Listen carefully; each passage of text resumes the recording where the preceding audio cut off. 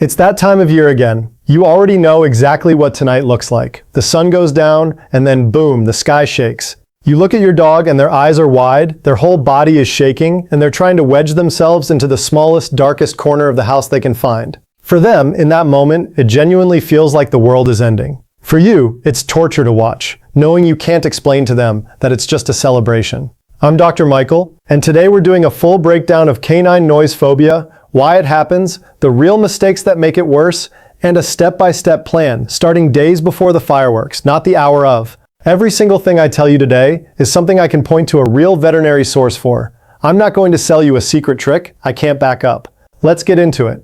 Chapter 1, the biology of fear.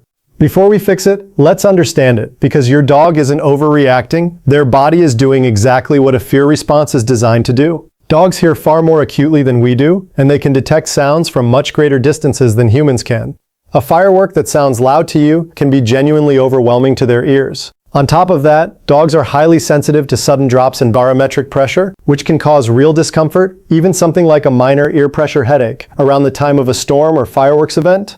Combine unpredictable, deafening noise with a pressure change they can physically feel, and their brain's fear center floods their body with stress hormones. At that point, your dog is not being dramatic. They are, physiologically, in a genuine panic response, and noise phobia isn't a behavioral quirk. It's a real medical condition that deserves proactive treatment. Chapter 2, the mistakes that actually make it worse. Here's where I need to correct something you may have heard elsewhere, because it's important enough to build a whole section around. The old myth, you need to stop believing. You may have seen advice, even from other pet channels, telling you that comforting your scared dog will validate their fear and make the panic worse. This has been directly and explicitly debunked by veterinary behaviorists. Fear is an involuntary emotional state, not a trained behavior, and you cannot reinforce an emotion the way you'd reinforce a trick. If your dog comes to you seeking contact during fireworks, offering a calm presence and gentle petting is appropriate, and ignoring a genuinely terrified dog only compounds their distress rather than helping it.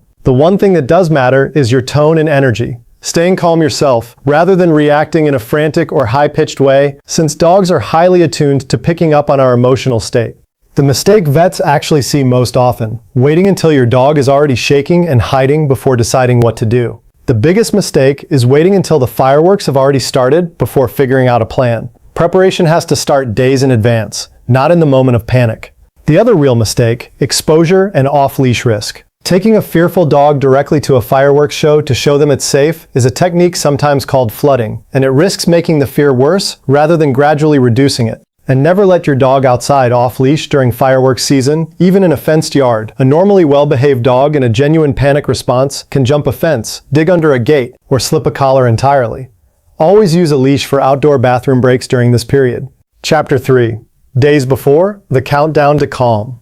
This is where the real work happens, and it starts 3 to 7 days ahead, not the night of, desensitization, and counter-conditioning. Find a recording of firework sounds and play it at an extremely low volume, quiet enough that your dog notices it, but doesn't react.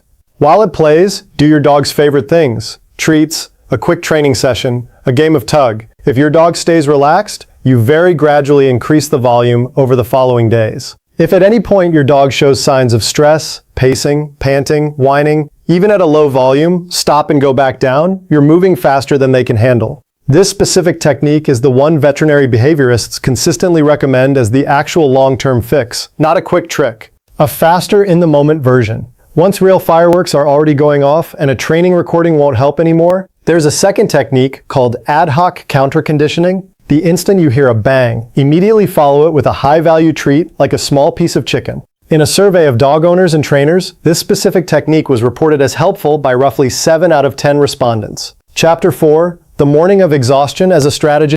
If fireworks start at 8 p.m., your entire morning and early afternoon should be built around one goal: genuine physical and mental exhaustion. Take your dog for the longest, safe walk, hike, or play session you can manage, ideally earlier in the day before it gets too hot. Let them sniff. A good sniffing session can be mentally tiring in a way that's different from just running. A dog who's already physically and mentally worn out by dinner time has an easier time settling once the noise starts, since a calmer baseline going into the event genuinely helps. Chapter 5. The hour before, building the safe space.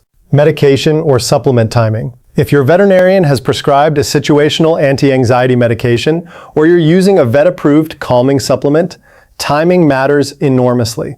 Giving it after your dog is already shaking and panicking is much less effective, because by then their body is already in the middle of a stress response.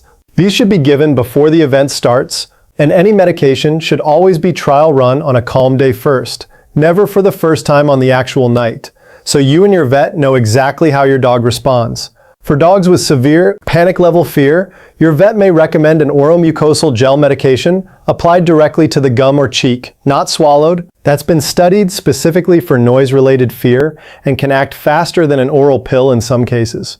Deep pressure, a snug-fitting pressure wrap, like a thunder shirt, is worth trying. In one owner survey, roughly 44% reported a real calming benefit, similar to the effect of swaddling. It's not guaranteed to work for every dog, but it's low risk, and it should be introduced before the actual events, so the wrap itself isn't a new, unfamiliar sensation during a moment of panic. The safe den. About an hour before, close the curtains and blinds to block the flashes of light, and set your dog up in the quietest interior room in the house, often a closet or windowless bathroom, with their bed and something that smells like you. On background sound, a fan, white noise machine, or the TV at a normal volume can help mask the unpredictable booms. What matters most is picking one approach and testing it on your dog before the actual night, rather than experimenting for the first time during the event itself.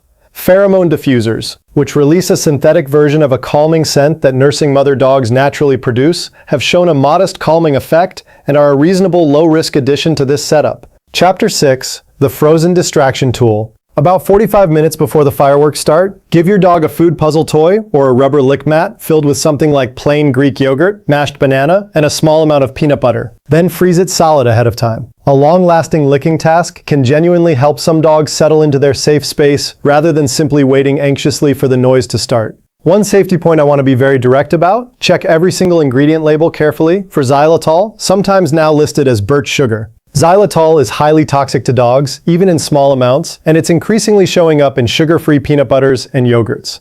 This is not optional. Check the label every time, not just the first time you buy a product. Chapter 7. During the event. Once the fireworks start, your job is mostly to be a calm presence. Sit with your dog if they want you there.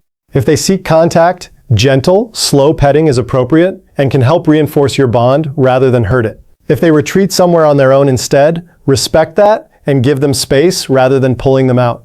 Keep your own energy steady, no frantic tone, no over-the-top reassurance, since your dog is reading your emotional state as one more signal of whether the situation is actually dangerous. When to call your vet, a certain amount of trembling, panting, and hiding is a normal fear response that usually settles once the noise stops. But if your dog is injuring themselves trying to escape, the panic lasts well into the next day, you see vomiting or a total refusal to eat afterward, or nothing you try calms them down at all. That's a sign to involve your veterinarian directly, not just try harder next year on your own. The bottom line: fear of fireworks isn't a character flaw, and it isn't something you have to just get through every year. It's a real common and treatable response. And the difference between a dog who panics all night and one who gets through it calmly usually comes down to preparation. That starts days ahead, not an hour before the first boom. Build the safe space early. Start any sound training well in advance. Secure every escape route. And if the fear is severe, get your vet involved now. If this helped you go into tonight with an actual plan, that's exactly why I make these videos. Talk to your vet if your dog struggles with this, and I'll see you in the next one.